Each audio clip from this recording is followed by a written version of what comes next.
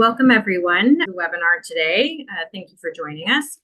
So my name is Shannon Summerhour. I'm the Director of Government Relations here at Canadian Produce Marketing Association, and customs is one of my files, and this particular topic has been one of great focus for the last number of years. So I'm very pleased we're here to chat further about it today.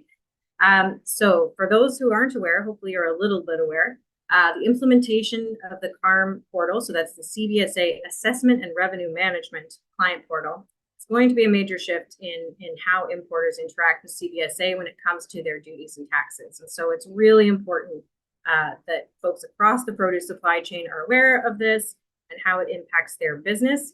And of course, with our diverse membership, that implementation is going to look different for different folks.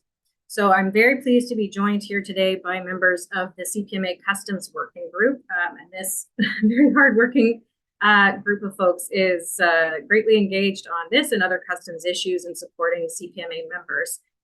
We're going to kick things off here with a brief CARM 101 from Gloria Tarhar, and Gloria will introduce herself in just a second. And then we will have a panel discussion with our panelists, and there will be time for Q&A as well. So if you have a question at any time, we'd ask that you please put it in the Q&A box, and we'll monitor those there. And just a quick note as well that we will be sharing the slides with everyone who registered, so don't feel like you have to rush to jot things down. They will be shared with you afterwards. And this is being recorded, so you'll also be able to rewatch it or share with colleagues as well. So to kick things off, I'll pass it over to the lovely Gloria Tarhar, who's going to tell us all about CARM. Gloria, over to you. Thank you very much, Shannon. Here we go. So I'm Gloria Tarhar. I am the Canadian Trade Compliance Supervisor and Regulatory Analyst with Pacific Customs Brokers. I have been in the customs brokerage industry for just over 20 years now, and I deal with all things regulatory. So I'm just going to dive right in and try to give you about a 1,000-foot overview of CARM, what it is, why customs is doing this, and some of the key components that are very important for importers to take into account. So the first thing is, what is CARM? As Shannon said, it's the Customs Assessment and Revenue Management Program. It is a digital initiative that is updating the way CBSA calculates and collects duties and taxes from importers. CARM is supposed to modernize how CBSA collects monies owing to them, as well as activities such as post-entry verifications or audits, you might know them as by that name, as well as other post-release activities. It's really important to note that CARM targets only the revenue and cash management systems currently in place for assessing duties and taxes. So that's one thing I want to lead off with, is to assure importers that CARM is not changing the process for how your goods are released into Canada.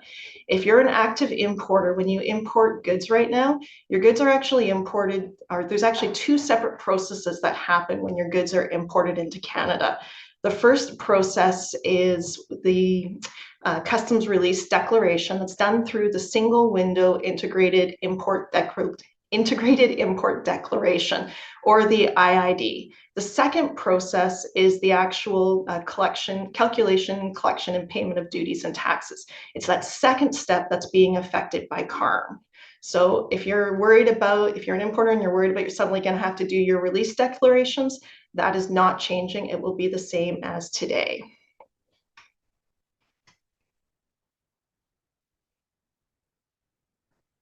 So why is CBSA implementing CARM?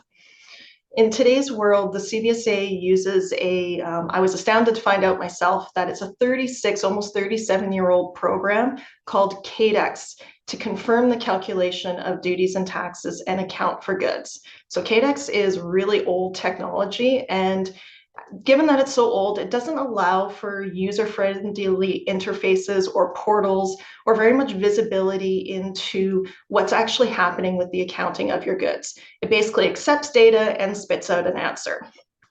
So honestly, it's old and it needs to be upgraded to bring it into the current century's level of technology. And that replacement for CADEX is CARM. CARM will provide user-friendly interfaces like a portal, which I'll talk about later, as well as self-service tools and greater visibility for importers into their import activities. It's going to modernize how entries are corrected, as well as increase your visibility and create time efficiencies overall for a lot of processes right now that are done through a paper method. Like if you're doing a correction to a customs entry, we literally have to mail it into customs. Once CARM comes into effect, we'll actually be able to do those electronically. So who does CARM affect? CARM is going to be mandatory for any organization that imports commercial goods into Canada. So that affects even importers who import goods even only once a year if it's for commercial purposes. It will affect importers who use customs brokers to import their goods, which is the vast majority of importers into Canada. Even if you import goods through a courier or you're buying them from an e-commerce site, if you're the importer for commercial goods, then you will need to be registered with CARM. I just want to highlight too that the government isn't exempted from this. CARM even applies to government at all levels, hospitals, health divisions, and school boards and other school institutions. So this is a sweeping change for all commercial type importations. So one of the key components is that while CARM modernizes the accounting processes, CARM also requires importers to play a more active role in their import activities. The first step of doing that is requiring CARM portal registration in the CARM client portal or the CCP. So, the government's also going to create a whole bunch of new acronyms for everyone to remember as well. First step is importers are going to have to register their business in the CARM client portal. As part of that registration process, they'll have to allow their employees access. You'll need to delegate authority to your customs brokers so that we can keep helping you with the final accounting of the goods that you've brought into Canada. You will be required to post and monitor your own financial security, which I will give an overview in just a moment. And you'll be required to pay or arrange the payment of your import duties and taxes directly to the CBSA, which is a shift from today because if you're using a customs broker, then it's likely they are paying those duties and taxes for you. So how do you register your business in the CARM client portal? First, you need to identify within your business who needs access to the CARM client portal. A recommendation for that is typically somebody who's already involved in your customs processes and somebody involved in making your payments or reconciliations for your customs entries. You'll also need to take into account what user role they'll need. We're not going to go over user roles in this presentation, but CPMA does have some handy reference materials that can assist and give you more information on different user roles. You'll want to make sure that you have more than one person in your CARM client portal too. You don't want just one person having access. So now that you know who is going to go into the portal, you'll need to gather certain pieces of information to complete your registration. You'll need your business number and your importer program extension. So that is your 9-digit number that identifies your business, plus your RM extension, which is your import-export, or will be your import number. So in customs vernacular, it's called a BN15 because it's 15 digits long. Then you'll need to decide your sign-in method. There's 2 different methods you can use to sign into the portal. Honestly, the most popular one seems to be the GC key option. You'll need your legal business information as registered with the CRA.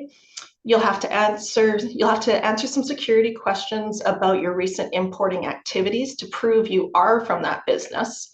And then once you've got your business in, that first person who's registered, they're going to be the person that's called the business account manager. They will also approve any subsequent employees you need in the portal, as well as approve that business relationship with your customs broker. So again, your final accounting can be filed within correct timeframes. The next component of CARM is the financial security component. And this is a pretty big shift for importers. CARM is focused on moving to importer liability for the release prior to payment program. The Release Prior to Payment program is the CBSA initiative that allows for goods to enter Canada, to cross the border and enter into the commerce of Canada prior to duties and taxes being paid.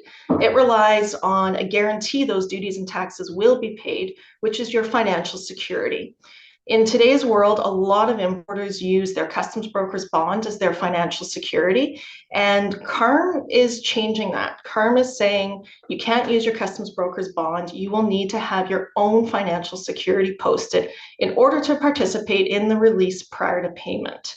So while CARM doesn't change how goods are released into Canada, it can affect them. But recent developments with customs is that it won't be quite as bumpy as what we thought it was going to be, but it's still going to be a bit of a rough ride to get to the end of this tunnel.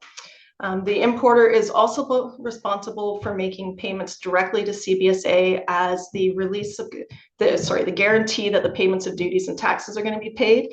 That financial security bond will belong to the importer of record. So what does the financial security actually look like? It's a little bit fluid right now, but so this information is based on what we know right now. CBSA is apparently doing a bit of a review on some of the surety bond requirements, and as new information is released, we'll be sure to update everybody. So you want to keep an ear to the ground to make sure that you get the most up-to-date information as CBSA releases it, because this is something that is changing or could possibly change. But right now, there are two main options for posting your financial security. You'll either post a cash bond or get a financial security bond from a surety company. If you opt for a surety bond, it has to be for a minimum of $25,000. And that minimum has to cover at least 50% of your highest monthly accounts receivable with CBSA, not your business on whole, but 50% of the amount of money that you owe to CBSA over the previous 12 months. So if your highest amount payable to CBSA was $100,000, you'll need a surety bond for $50,000. But if your highest monthly payable to CBSA was $20,000, you still need a $25,000 bond. Option 2 is to post a cash bond, and that's 100% of your highest monthly accounts receivable. And you do that by literally depositing cold hard cash into the CARM client portal and allocating that to be your bond amount. Another detail that could to be taken into consideration is that you can get a single bond for multiple business units. So if you have multiple RM accounts, an RM 001, 002, 003, you could have one bond that covers all three business units.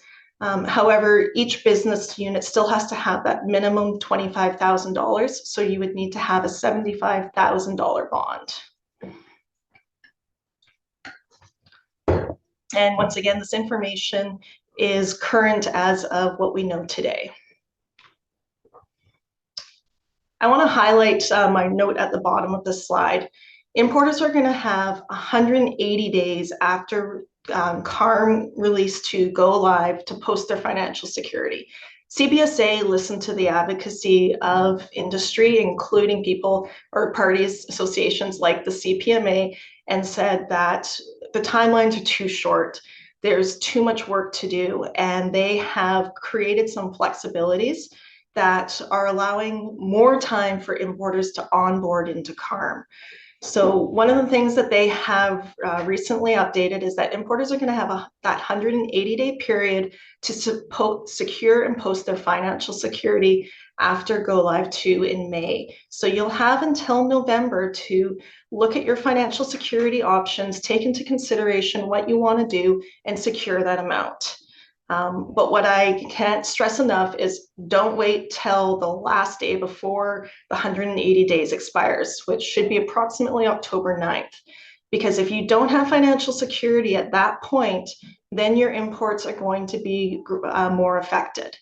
If you don't have your financial security in the CARM client portal at that point, you'll have to pay any applicable duties and taxes that on your goods upfront at the time of release. which means coordinating with your transportation companies to literally meet with them at the border to do your customs declaration. It's something called a full accounting declaration at the time the goods enter Canada. So that could have added costs. It could create added wait times depending on your mode of transport. Now, the produce industry is a bit unique because the vast majority of produce is zero rated for GST and isn't subject to duty. So it's possible that you have no accounts payable to CBSA. If that's the case, then you can actually, there's a method in the CARM client portal, you'll be able to say you're posting a zero financial security. But the best understanding at this point is you will still have to go through those steps. You'll have to take action in your portal to confirm that. So what you want to do right now is take a look at what type of financial security you may want to use. So when is CARM starting? That's it's coming really fast right now. Actually, CARM is available right now, the CARM client portal. It's been available since May 2021 and open to all existing importers and customs brokers. There is honestly limited functionality in the portal right now. You can see a list of transactions. You can view your statement of account to see what your monthly payouts are with customs. And you can do some self-serve options like file for a valuation or a tariff ruling. And if you are an importer who already pays CBSA, there are some new payment options in the portals that you could use to make your payments to CBSA. CARM Release 2 is currently scheduled for May 13th, so it's coming on really fast. And up until recently, registration in the CARM client portal was going to be 100% mandatory for importers. Again, some new information, some new developments that have been won through advocacy for the importing community is that if you are an active importer, you won't have to register in the CARM client portal immediately, however, to get your goods released into Canada. However, there is a legislative requirement that importers file that final accounting declaration by 5 days after customs release. And in order to do that in CARM, your customs broker, you have to be registered in the portal and approve the business relationship with your customs broker. Otherwise, we'll transmit that final accounting, the customs accounting declaration, and get a reject back saying not registered. Customs has also proposed a few other workarounds, but that would be something that you would be discussing directly with your customs broker. The best plan, though, is to get in the CARM client portal and avoid that headache altogether. And that is the end of my 1,000-foot overview of CARM. If anyone has any questions, we're very happy to get to them at the end of this presentation. Perfect. Thanks so much, Gloria. I think that really, as you said, it's a 1,000-foot view, but of a really important thing. And I think you really broke down the steps well. I think what folks really need to understand is it is a big change. The financial security is obviously one very major piece for folks. But I think in general, like we've seen with other government initiatives in the last number of years, including SFCR, there is a greater onus being placed on the importers themselves, and this is certainly continuing in that trend. So it's good for all of us to be aware. I know we're going to get to some scenarios and questions, but first I want to have our other panelists introduce themselves. Also members of the Customs Working Group, as I said. So Stuart, we'll start with you. Go ahead. Hi, good afternoon. Good morning, everybody. Stuart LePage. I'm OPI's Executive Director of Supply Chain and Logistics, under which all of the kind of functional operations departments within the company fall under me. Being logistics, freight, transportation, and a huge part of that, obviously super involved with everything to do with customs and clearance, and CARM is becoming an increasingly bigger part of that. So I've appreciated what I've gotten to learn from these wonderful ladies that are part of this committee, and I'm excited to be able to share some of our experiences here with you today. I'm Jillian Lockett. I'm the Customs Director for JODIS. I've been with the company 25 years in the industry as well. I'm on the CARM committee for the CSCB, and happy to be participating in this discussion today. So thank you, all of you, for being here. We're going to, I think, start off, as we said at the outset, the CPMA membership, as you all know, is very diverse. And so looking at things at financial security or how CARM in general will apply to your business and your day-to-day operations is going to also be diverse. So what we'd like to do is to start off with a few scenarios to kind of illustrate that and to dig into some of the more specifics of how CARM will apply to different parts of our membership. There we go. Scenario one. So this is a pretty good one to start off with. I'm a Canadian company that imports fresh fruits and vegetables from multiple countries around the world. My customs broker takes care of everything for me. Do I need to register in CARM, or can I just leave it with my broker? And we're going to start with you, Stuart. Off you go. Well, I think Gloria did a great job during her presentation of enhancing this, but in short answer, yes, this is something that you should be thinking about now, something that you should look to action on here in the coming month or two. And that's simply just getting registered in the portal. From there, as Gloria touched on, then you can delegate everything and to represent your company on behalf to your customs broker, to your service provider, and then work hand in hand with them to look at your financial security options and what your steps are going forward. But you can't even begin to have those conversations or get the level of visibility for your customs broker or service provider until someone from the company makes registration to the portal and sets up the account. So in short term, obviously there's going to be longer term implications to not being compliant, like Gloria touched on, as far as, all the way up into shipments being held at the border and not being released until this. So obviously we'd like to be proactive. We know there's going to be a ton of people. The closer we get to mandatory compliance, the more people are going to be registering, the less support there'll be for troubleshooting and whatnot. So simple suggestion, yes, I'd give yourself an internal goal to have that registration done within the next month or two. And then you'll be set to look at all your options from there going forward. Perfect. Agreed. Gloria, you want to jump in? Yeah, just to follow up on what Stuart said, that's a really important point about the manpower. There is unfortunately not as high registration as customs would like in the CARM client portal. So the closer you get to a cutoff date or a drop dead date, we'll call it, the longer the wait time is going to be for someone to help you get in there. And there's only certain things that a third party can do for you. So the earlier, the better.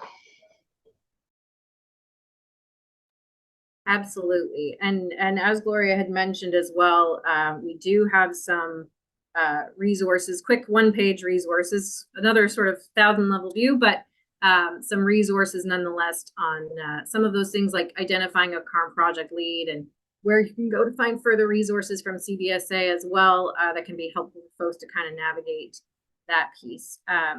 Jillian, is there anything you want to add in on this one? There's lots of resources on the CARM client portal page. I would definitely suggest that reaching out to that page is your go-to. Absolutely. Okay, so we'll kick it off to the next scenario, if I can get it to move. Yes, excellent. All right, scenario number 2. I'm a Canadian grower packer. Importing is not my main business. So we've spoken a lot about importers in this. Importing is not my main business. My SSC license does not cover importing. I do bring in equipment, inputs, fertilizer, seed, etc., packaging materials from outside the country. Am I considered an importer under CARM? And Jillian, we're going to kick off with you for this one. Yes, you're definitely considered an importer under CARM, and even if you import only once a year, you must register in CARM. And if you're using a customs broker, ensure that you are delegating that customs broker to allow them authority to do that transmission that Gloria had mentioned in her presentation earlier. It's very important to help you facilitate that process. Yeah, thanks for that. Do you guys have anything, Gloria, Stuart, to add on that one? I think it takes any ambiguity out of it. If you import that just even once a year or that kind of note as well too, it takes away from understanding there's not a lot of gray area. You import once, you're an importer, regardless if that's your main business or your main way of supply. If you bring in packaging, if you bring in supplies, if you bring in, as it mentioned, fertilizer, seed, whatever it is, you're under the same expectations as somebody who brings in regular volume. Yeah, and I think it's such an important thing for folks to understand too. As we know, there's lots of businesses who don't identify themselves as importers because that's not their main gig. And so this might not be on their radar in quite the same way. And so that's part of the reason that we wanted to have this webinar and really draw attention to that. I know we're starting to get questions at CPMA about it, and it is definitely a concern. I think the other piece that Gloria alluded to earlier is on the financial security side. Produce might be zero rated, but there might be lots of other things you import that you're not totally thinking about at the moment that aren't. And so the impact might be different there too. So it is very much an individual business decision in terms of how you're going to approach this, but the requirements do apply to all. So I'm going to flip to the next one here, which is related. So on a related note, I'm a small Canadian grower and only sell my products within my home province. Once or twice a year, I order supplies from outside Canada, for which I pay a small amount of duties and taxes. Do I really need to post a minimum $25,000 bond in CARM? Do I, Gloria? That would be your own business decision. Like I said, there's an option for a cash bond, or if you really only import once, you could take on that process of doing a full accounting entry, but I mean, that's a lot of moving parts to coordinate. So you could do the surety bond if you wanted to. You could also opt to post cash in the CARM client portal. It depends on what you want for your business and also what you expect coming up, because you might only order supplies once or twice and pay a minimal amount of duties, but you know you're ordering a big, huge new packing plant that's worth hundreds of thousands of dollars, and there's duty and GST payable on it. You might want to look at going, well, maybe I do want to post that so that I'm prepared for that importation, so I don't have an uncomfortable phone call from my customs broker saying, hey, we submitted this entry and it's rejected right now, holding for an additional financial security component. I think that's such an important point too for folks to remember. It's not only posting your initial financial security, but also monitoring it and making sure that it continues to meet the needs of your business. And especially for folks where there might be some fluctuation over time, that type of consideration becomes even more important. Absolutely. Jillian or Stuart, do you have anything to add on this one? There's many options in security, so definitely reach out to review what financial options you have available to yourself as soon as possible, and don't delay. I think that's really the name of the game in this one for sure. Mm-hmm. All right, on to the next. All right, another good question. I'm a US-based non-resident importer with an SSE license that covers importing fruits and vegetables. Do I need to register for CARM even though I'm not based in Canada? Gloria, over to you. Absolutely, yes, you do. As a non-resident importer, you've opted to take on the responsibilities as an importer into Canada. So you're subject to all of the same acts, regulations, and legislation as a resident importer. So if you want to continue being a non-resident importer, you will need to register in CARM. You will need to post financial security. And then as potentially another added complication, you'll have to figure out how to get your payments to CBSA. If you want to use a bank, the bank has to be able to, send the payment to CBSA and do it in Canadian funds. CBSA is trying to cut back on some of the more paper processes, so they're going to phase out things like checks for paying your duties and taxes. So you want to, really consider your financial security options, and work with your service providers, your customs broker, to see how you can best support maintaining your status as a non-resident importer under CARM. Perfect. Yes, and I know this is an important one to flag, not just for our members, but I know this was one that I think CBSA was even a little late to the game in addressing in some of their own materials and outreach. So really important one to flag for sure. Jillian, Stuart, do you have anything to add on this one? Again, it's nice that they've taken a lot of the ambiguity out of it and made it fairly straightforward to people to realize if they need to partake or not, and how. So. Absolutely. More straightforward. All right. A couple more questions. So we're done with our scenarios, but again, for our participants on the line, I cannot currently see the Q&A box, but I'm hoping that when I'm done presenting, I will be. But I know my other panelists can, so that's good. But if you have a question or another scenario, please do enter it into the chat, and we'll get to it in just a moment when we're heading into Q&A. But first, a couple more questions for our panel here. So the first one, so we talked a little bit about financial security. So the financial security requirements for CARM will be new to many CPMA members. So again, moving off your broker's bond to importer bond is a big, big change for folks. And so including for those who may be currently clearing goods under their broker's bond, which we know is a lot of people. So what are some of the factors for consideration for companies in fresh produce when it comes to financial security under CARM? We touched on it a bit. Jillian, what are some of the things you want folks to consider? Your financial security requirements are really specific to your own business.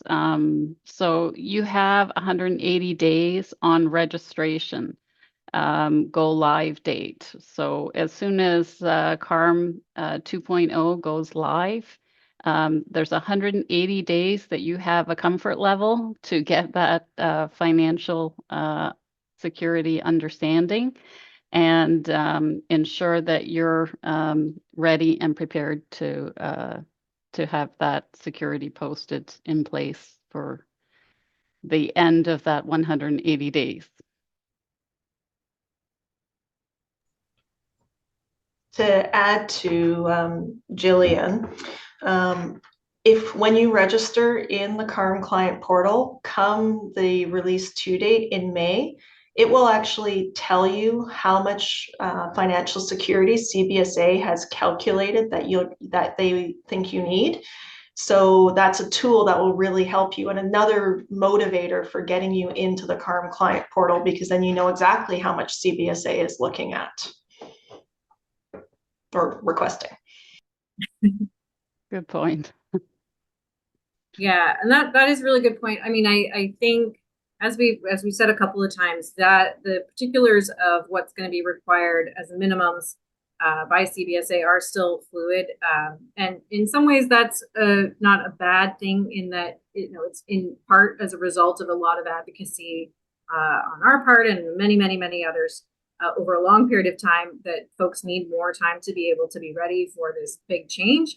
And not just industry, but of course, if you're looking at surety providers, et cetera, they also need time to get ready. And so, as we've said a few times, and we'll continue to say from CPMA, don't hesitate, don't wait till the very end. Take your time to find the right option for you. Once we have some more clarity, you have 180 days. Do not wait to day 175 or even 170 or, anytime close to that.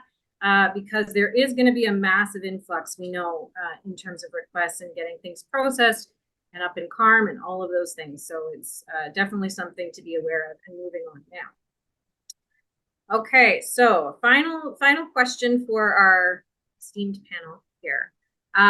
Lightning round.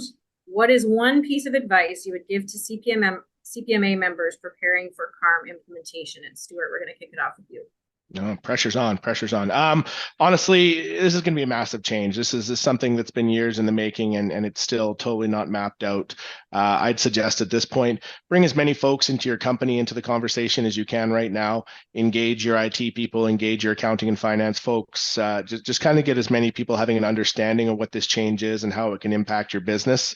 And that'll help make sure that you minimize the risk of any interruptions on your commercial trading efforts when things go into implementation, and be a little bit patient. It's going to be a bumpy road for those that have been following the CARM progress and rollouts, et cetera, over the past couple of years. There's been a number of changes, and there's a number of things that are still up in the air. So I'd say be patient and prepare yourselves as best you can. There's no perfect solution of how to make sure you're ready for this, but a lot of the great advice that's been shared on here today, I think if everybody was able to follow that direction and get themselves registered and set up for what we can for the moment, I think you'll be in the best pace to ensure it's successful when things roll out to full implementation. Absolutely. And yes, well, good that we aren't anticipating massive delays right now, but we don't want them 6 months down the road either. So good to get on it for sure. All right, Jillian, over to you. What's your piece of advice? Register now, do not wait. Register by April 20th would be a great target. Look at your last piece of mail that you had from CRA, because that's going to be the key to the address for registering in CARM. Some of the issues in registration are related to addresses. That's a great piece too. We know we heard from lots of folks, sort of in the early adopters of trying to get registered in CARM, that there was lots of challenges with some of the questions, the security questions. And I know some of that has been eased, but sure, like there's definitely still pieces where you need to have that correct identification and correct address, all of that. So good call out for sure. And Gloria, wrap it up. What's your lightning round piece of advice? Well, to repeat what we keep repeating, get into the CARM client portal.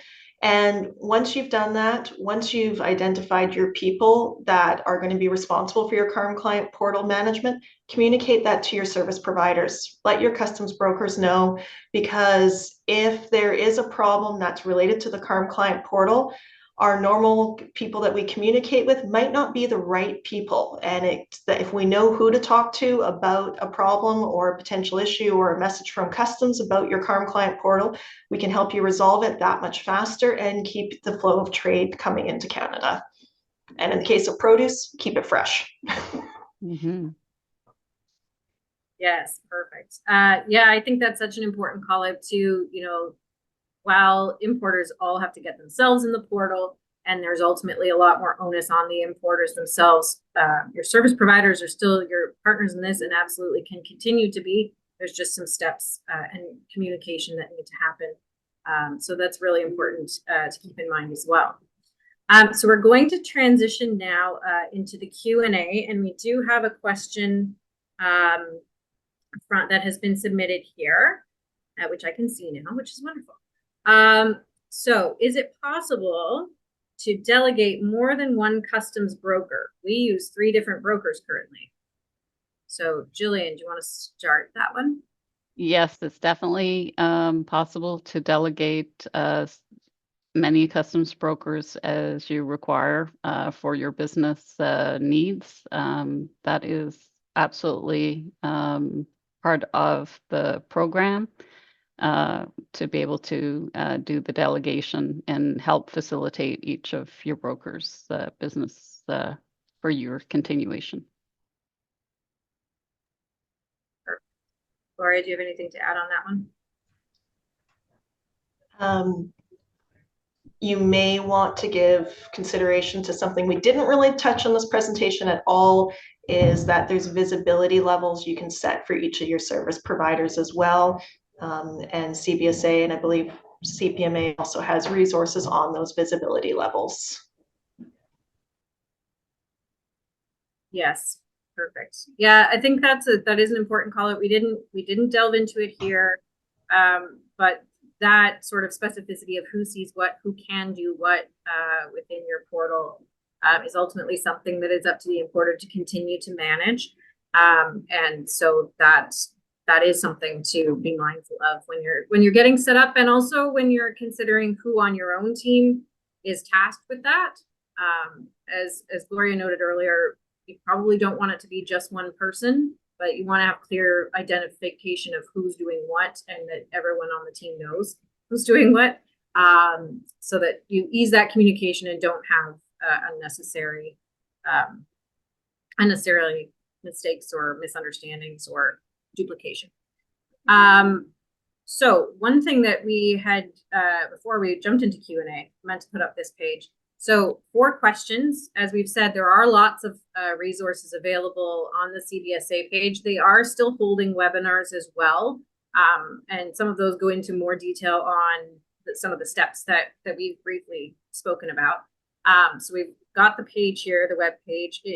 Feel free to click on it. But as I said, we will be sharing these slides with everyone that registered. So don't feel like you have to right now. There is also a CARM help desk that is accessible toll-free from the US and Canada at relatively limited times, Monday to Friday, but still it's there. There is also an online contact form for the help desk, and that will generate a ticket as well. We do know that the CARM help desk has been gearing up for this, but as we've all said, as more and more people are trying to meet this deadline and get going in the next little while, those resources are going to be stretched as well. So just be mindful, be patient, give yourselves as much time as you can. And of course, you can always reach out to me here at CPMA because, you know, I'm happy to connect you as best I can. So we've got another question here. Are customs companies going to be providing surety services as well? Gloria, I'll pass this one to you to start because I know you have an answer on that. Well, unless the customs broker is, and I think this is pretty sure this is a requirement, a registered surety, then they can't sell their own, like sell their own bonds. Like I can't sell a bond saying this is a Pacific Customs Broker's bond. But customs brokers do work closely with surety companies to help facilitate the sale of bonds. So we can help you with the application process, gathering your data, submitting it to the surety company. Right now, it's a paper process to get that bond signed and sent over to customs, and we can help basically handle that paperwork. We can get it to you, get it to the surety company, and basically, yes, we can help you get the bond. Perfect. And Jillian, do you want to add anything on that one? Yes, we partner with the surety companies to be able to help facilitate you as an importer and be able to process the setup of that surety bond, if that's the form of security that you're looking to require. Sometimes financials are required, so do keep that in mind. And that's why we're re-emphasizing plan ahead and take advantage of that 180 days. Absolutely. And I think we all know that 180 days goes pretty quick, especially when a bunch of that time is going to be over the summer. So keep that in mind, everyone, it will go quickly. Okay, so I don't see another question in the Q&A at the moment, but I have one that we had in advance, so I'll pose it to you all. So I'm a Canadian importer whose shipments are not all full truckloads. What can I expect at the border if I'm registered and have my financial security set up in the CARM portal, but another importer in my consolidated shipment like LTL, LCL is not? So that's an excellent question. Jillian, I'll start with you. CBSA have recently advised that it is possible for those unregistered importers to have their customs broker release the goods and account for them on their behalf. So this is a temporary measure to get all importers in and registered and help facilitate that border so there's not a delay. Yeah, that was definitely good news too, because I know that that was a big concern for lots and lots of people. And very happy that that update was made by CBSA. That's a big piece and really gives us a little more time to get everyone up and going in the portal. So related to that question then, maybe to wrap things up, but again, if anyone on the call has questions, feel free to pop them in the Q&A, but otherwise maybe to wrap up then. So what can we expect in May? There is a blackout period of sorts that CBSA is doing a transition, I believe, beginning May 1st, as the latest information. So what can folks expect in May? Big broad question. I'll go through there. I think there's been a lot of work done behind the scenes by different industry groups, obviously CPMA impacting and representing produce, but so many other interest groups across all different industries to ensure that there's no impact to the flow of goods. I mean, that's the biggest goal, I think, at the end of the day, regardless of it. So I don't think at this point, based on where we are, I don't think we should expect an impact to the flow of goods. But that being said, there's obviously an interest into what Jillian just referenced as well, too, of putting in a grace period around things like LTL shipments to keep those going while everybody gets on board and gets to a level of compliance. So fingers crossed, there's no updates, there's no further delays, there's no further updates, but I think we'd be prepared for everything and kind of like I touched on, be patient, certainly around those first few weeks or first few shipments, just that it's going to be a learning experience for everybody involved. Yeah, I think that's good. I think that's good counsel, and certainly not just at the outset border end, but I think on the reconciliation and other pieces as well, right? Gloria, Jillian, that would be probably good advice. Definitely. Yeah, Definitely. I think it's one, and I will say, just on a personal level, I've been at CPMA 5 years. I've been on the CARM Train Chain Partner Working Group with CBSA that entire time, and there's many other groups that have been on it longer and working really hard and giving a lot of time to try and make this portal function and do the things that it should do, because as Gloria mentioned, our current system is very old, but also recognizing that top priority of not impacting the flow of goods, and particularly for fresh produce, obviously there's massive impacts in delays. So really appreciate all of you being here. I don't see any more questions in the chat, so I will defer to my colleagues here. If they see any, let me know. But otherwise, I'll thank you all so much for being here, not just for being here, but for all your support and the work you do on Customs Working Group. It is really, really appreciated. And thank you everyone for joining us, and watch your inbox for the slides. Have a great day, everybody. Thanks, Shannon. Thanks, everybody. Thank you. Have a good day. Thank you, everybody. Bye-bye.